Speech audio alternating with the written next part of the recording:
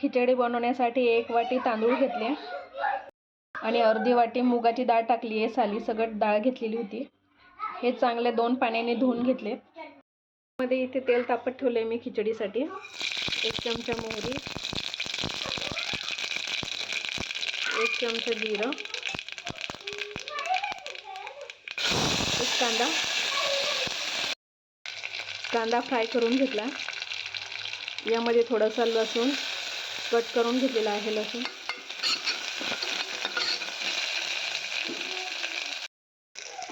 इथे मी 1 टोमॅटो घेतलाय कट करून, थोडेसे हिरवे हरभरे, 1 बटाटा आणि थोडेसे शेंगदाणे. हे सगळे एकत्र करून घेते. हे सगळं एकत्र करून घेतलेलं आहे. यामध्ये 1 चम्मच हळद, 1 चमचा थोडीशी धने पावडर,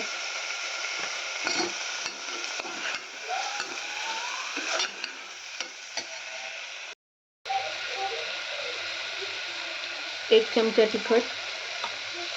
हे परतून घेतल्यानंतर यामध्ये आपण डाळ तांदूळ जे धुवून ठेवलेले आहेत ते टाकायचे.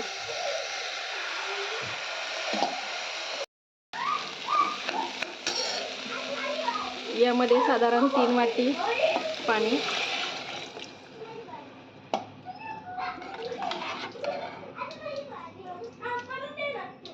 चवीनुसार मीठ,